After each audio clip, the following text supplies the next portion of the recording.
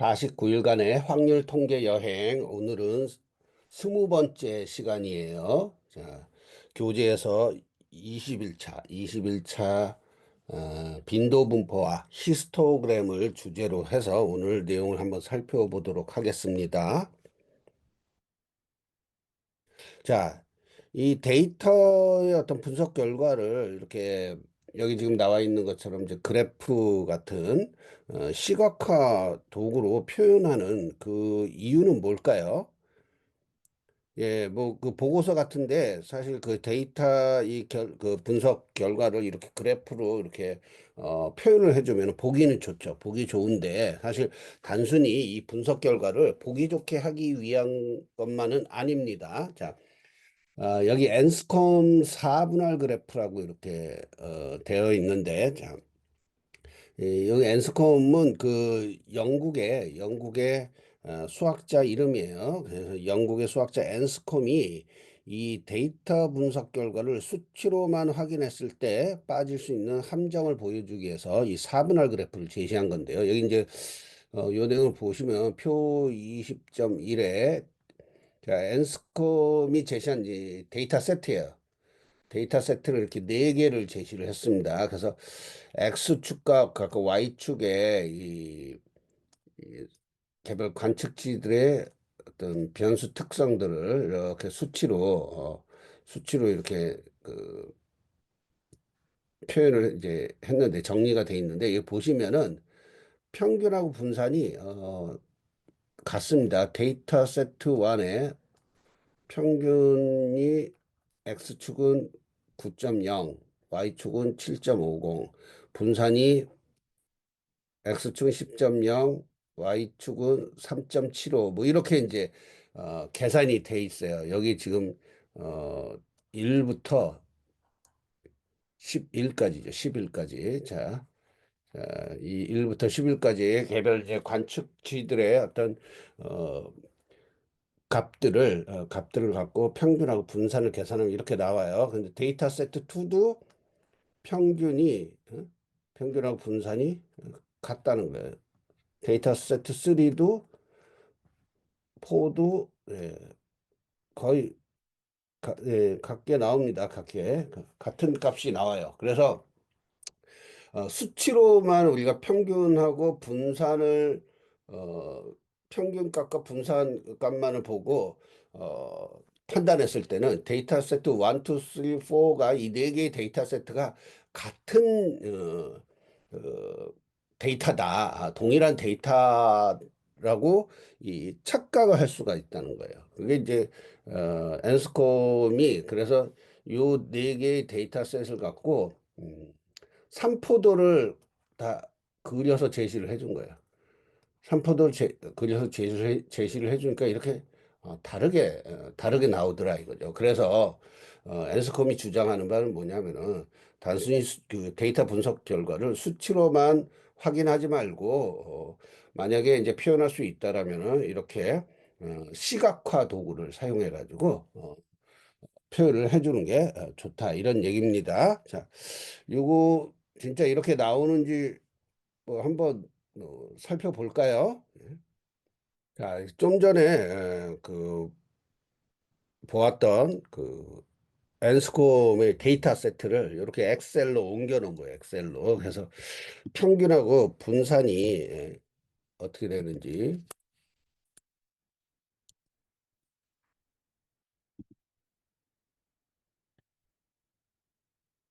평균을 X의 평균 구하면 자, 이렇게 됐어요. 자, 여기 Y도 한번 해보도록 합시다. 분산. 분산은 베리언스죠. 그 VAR하고 자, P 파퓰레이션 선택해 줍니다. 그 모수의 모분산으로 일단 계산해 줍니다. 자, 이것도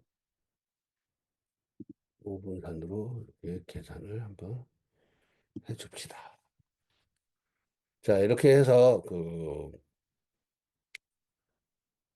이게 자,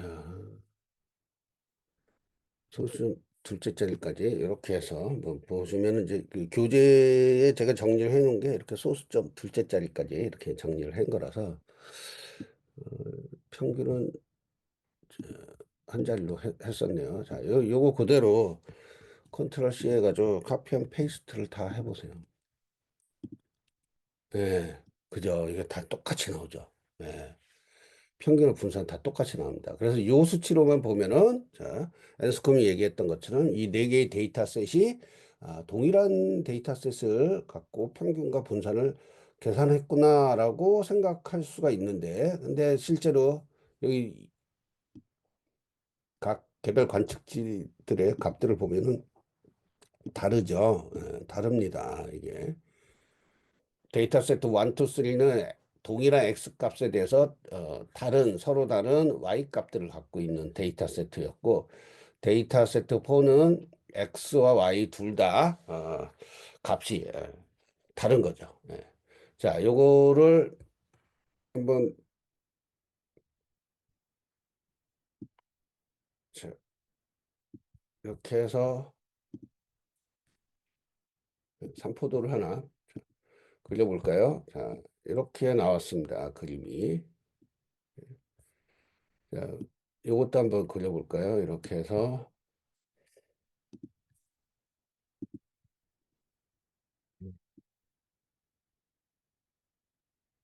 자, 교재에 있는 그림 그래프하고 사실 똑같이 나왔죠. 똑같이. 자, 또 하나 더 데이터 세트 3에 대한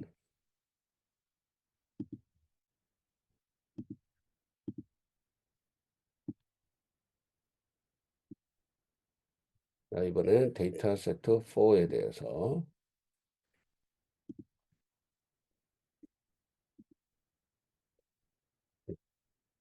자, 이렇게 이처럼 그 평균과 분산의 결과값이 같은데도 불구하고 실제로 시각화 시켰을 때 전혀 다른 형태로 그래프가 그려진 것을 알 수 있습니다. 자, 빈도 분포와 히스토그램에 대해서 살펴보도록 할게요. 자, 빈도 분포. 빈도 분포는 뭐냐면은 여러 개의 데이터 값을 여러 계급으로 분류한 표예요. 이거 이제 클래스라고 쓰기도 하고요. 자, 빈이라고 쓰기도 합니다. 자, 빈도 분포표라는 거는 각 계급 내에 들어가는 데이터 값들의 빈도수를 갖고 이제 이 표를 만든 건데요. 자, 이 빈도 분포를 만드는 절차는 자, 이렇게 크게 네 단계로 구분됩니다. 자, 첫 번째로 데이터를 자, 오름차순으로 정렬을 시켜주고요. 자, 두 번째로 계급의 개수를 정해줍니다. 계급의 개수. 자, 세 번째 계급 간의 경계를 정하고요. 네 번째 데이터들을 해당 계급으로 이제 분류를 합니다. 자, 이게 이제 무슨 얘기냐? 일단 뒤에서 그 우리가 실습을 한번 할 거예요. 자, 이 통계학자 허버트 스터지스라는 분이 있어요. 허버트 스터지스. 자, 이분이 제안한 표본 크기에 따른 적절한 계급의 수를 자, 이렇게 교재 표 20.2에다 정리를 좀 해놓은 겁니다. 자, 스터지스의 가이드라인. 그래서 표본의 크기가 뭐 한 16개면은 계급수는 한 5개 정도를 하는 게 적당하다. 자, 32개일 때는 한 6개, 54개일 때는 7개, 뭐 128개일 때는 8개. 그래서 뭐쭉 계급수가 이 표본의 크기가 좀 늘어날수록 계급수도 좀 늘어나고 있죠. 그래서 한 1000개가 넘으면 한 11개 정도 이렇게 계급을 11개로 이제 구분을 하는 게 좋다라는 게 이제 허버트 스터지스의 이제 제안이었어요. 자, 자, 우리가 요 스터디스의 이제 가이드라인에 맞춰가지고 실제 데이터를 갖고 한번 실습을 해볼 건데요. 자, 실습에 앞서서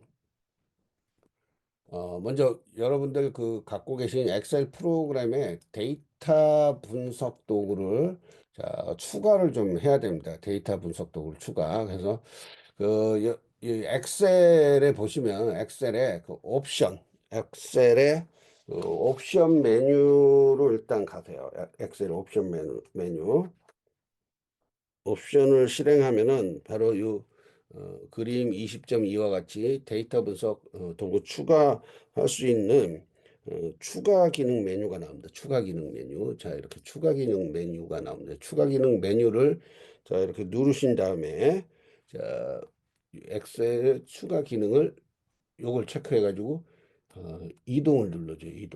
이동을 눌러주면 요 이렇게 그 별도 창이 뜰 거예요. 그래서 여기서 분석 도구 팩이라는 것을 체크를 해줍니다. 분석 도구 팩 체크해 준 다음에 확인 이렇게 눌러주십니다. 그렇게 눌러주시면은 이 데이터 메뉴에 데이터 분석이라는 이런 아이콘이 생성이 될 겁니다. 자, 이렇게 해서 이제 이 데이터 분석이라는 기능을 엑셀에다 추가해 한 다음에 자, 이 강의를 이어서 들으시기 바랍니다. 자, 그리고 예, 여러분 그 오늘부터는 그 실습하는 데이터들은요. 이 교재를 출판한 출판사인 자유 아카데미 홈페이지에 들어가시면은 그 실습 데이터들을 받을 수가 있습니다. 자유 아카데미 그 freeaka.com 해가지고 들어가시면은 자, 이렇게 첫 화면 이렇게 나올 거고요. 자, 자료실에 가셔서 자료실에서 데이터 파일로 가십니다. 데이터 파일 가셔가지고 자, 예, 여기 49일간의 확률 통계 여행 또는 확률 통계 여행 뭐 이렇게만 쳐서 검색을 하셔도 자, 이렇게 49일간의 확률 통계 여행에 대한 이제 데이터가 있습니다. 이게 첨부 파일 그래서 요 클릭해서 다운 받으시면 집 파일로 그 여러 개 그 실습 데이터들이 압축돼 가지고 파일이 다운로드 될 거예요. 예, 그 파일을 다운로드 받으시면 되고요. 예. 네, 그렇게 그 다운로드 받으신 실습 데이터들 중에서 자, 첫 번째 데이터예요. 그 국내 제조기업의 매출액과 판관비라는 파일명으로 되어 있는 엑셀 파일이 있을 겁니다. 그 파일을 사용해서 자, 엑셀 프로그램으로 히스토그램을 한번 우리 그려보도록 하겠습니다. 히스토그램을 이제 그리기 위한 어떤 그 빈도 분포를 만들기 위한 절차가 우리 앞에서 뭐라고 했죠? 예, 데이터를 처음 오름차순으로 정렬시킨다고 했습니다. 자, 엑셀 파일을 일단 열면요. 처음 엑셀 파일 열면은 아마 이제 이렇게 어, 거래소 코드 순서로 회사가 정렬이 되어 있을 텐데요. 자, 판관 비율을 기준으로 해가지고 비율을 기준으로 해서 숫자 오름차순으로 해서 다시 정렬을 좀 해줍니다. 자, 우리가 이제 판관 비율에 따른 기업들의 어떤 그 분포를 좀 한번 보려고 하는 거예요. 예. 자, 그 다음에 이제 계급의 개수를 정해야 되는데, 계급의 개수. 자, 여기서는 총 한 95개 정도, 95개 정도 되는 기업의 데이터들을 이제 정리를 한 거예요. 그러니까 표본이 95개인 거죠. 95개. 자, 95개 정도면은 원래 그 바람직한 계급 개수로 따지면 한 7개, 7개 정도입니다. 자, 근데 여기서 일단 교재에서는 제가 한 6개로 해서 한번 해봤어요. 자, 일단은 어, 계급의 개수를 이제 6개로 정했으니까 그 다음에는 계급의 폭을 정해야 되거든요. 계급의 폭. 자, 계급의 폭을 정하려면 어떻게 해야 되냐. 자, 먼저 우리는 계급수를 정할 거고 계급의 폭을 정하기 위해서는 여기서 가장 최소하고 최대 값을 이렇게 정해서 넣어야 돼요. 1.67. 이게 최소죠. 최대가 35.07이에요. 35.07. 이 계급은 6개로 뭐 나눠보려고 한 거고요, 지금. 자, 그 다음에 계급의 폭을, 정해야 된다고 했죠. 자, 계급 폭은 어떻게 정하냐면은, 자, 맥스 값에서, 미니멈 값을 빼준, 값을, 6으로 계급의 수로 나눠주면 돼요. 그래서, 자, 맥스 빼기 미니멈 나누기 계급수 하면은, 자, 대략 5667, 그러니까 5.57 정도 되네요. 그러니까 한 계급당 폭이 5.57 정도 된다는 거예요. 자, 그다음에 우리가 뭘 이제 어, 계산해서 넣어야 되냐면은 하한값과 각 그 계급별 구간의 하한값과 상한값을 계산을 해야 되는 겁니다. 그래서 이 하한값과 상한값에 이걸 이제 6개 계급으로 나눠서 계산을 해주는 거기 때문에 자, 일단 첫 번째 계급의 하한값은 1.67보다 이 데이터에서 1.67 최소값이잖아요. 이거보다 조금 낮은 한 1.65 정도로 일단 임의적으로 이렇게 구해보죠. 자, 그럼 상한값은 어떻게 되냐면 이 하한값 더하기 이 계급 폭을 더해주면 돼요. 저,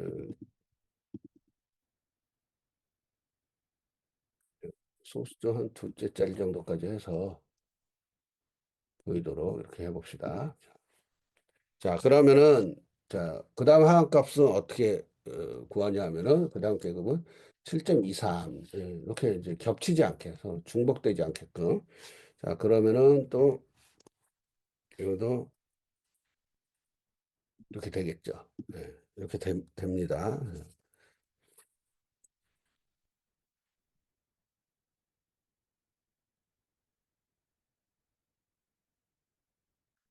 예, 해주고요. 자, 그 다음에 12.81, 뭐 이렇게 되겠죠.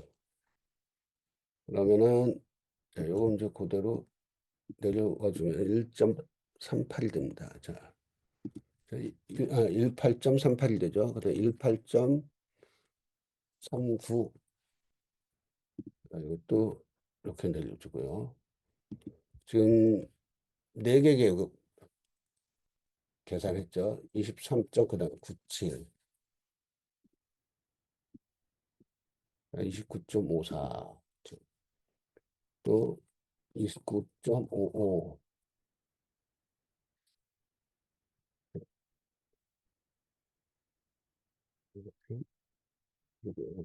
이제 이렇게 해서 총 6개 계급으로 이렇게 계산이 됐어요. 그래서 이 6개 계급으로 계산을 한 거에 하한값과 상한값 내에 자, 이 실제 데이터에 상한값 35.07 다 포함이 되고요. 하한값 1.67도 다 포함이 되죠. 이렇게 해서 각각의 계급과 상한가, 하한가 다 이렇게 계산이 됐습니다. 그러니까 이렇게 해서 그 데이터들에 대한 어떤 빈도 분포 만드는 게 완료가 됐고요. 자, 이다음에 이제 히스토그램을 이 그래프로 이제 시각화 해야죠. 그러면 어디로, 자, 메뉴 어디로 가냐? 메뉴에서 데이터 메뉴에서 들어가면 아까 추가했었던 데이터 분석 도구가 있을 거예요. 여기서 히스토그램을 선택을 해줍니다. 그럼 이제 이런 창이 나와요. 자, 히스토그램 창이 나오면은 자, 여기 이제 입력 이제 인풋 레인지가 이제 이 입력 범위입니다. 제가 지금 강의하고 있는 이 PC는 이제 맥북으로 하다 보니까 맥북에서는 다 이 기능 그 도구들에 대한 인터페이스가 영문으로 되어 있는데요. 교재에 보시면 이제 윈도우 PC에서 제가 어, 실습한 내용들로 이렇게 돼 있기 때문에 그 캡처 화면들이 이제 한글로 되어 있습니다. 한글로. 그래서 자, 인풋 레인지는 입력 범위예요. 입력 범위가 뭘 넣냐? 우리 판관 비율에 대한 어떤 히스토그램 만든다 그랬잖아요. 그래서 이 판관 비율 요 영역 그래서 이걸 끝까지 다 선택을 해줍니다. 자, 끝까지 다 선택을 해주고요. 자, 빈 레인지, 이제 계급의 구간이에요. 계급 구간. 구간은 여기 지금 상한값 구한 거 있죠. 상한값 구한 것을 여기다가 영역을 이렇게 설정을 해줍니다. 자, 뭐 라벨은 그 이제 이름표인데 체크할 필요가 없겠죠. 여기 이제 실질적인 이 데이터 값만 지금 영역을 이렇게 했기 때문에 어, 자, 그다음 아웃풋 레인지 그 자, 출력 범위요. 출력은 어디다 할 거냐면요. 예, 한 요쯤에다 이렇게 하는 걸로 정합시다. 자, 그리고 차트 아웃풋 해줘야 이제 그래프가 나옵니다. 그래서 이렇게 오케이 이렇게 눌러주면 이렇게 나옵니다. 자, 보시죠. 좀 그래프를 조금 들려서 이렇게죠.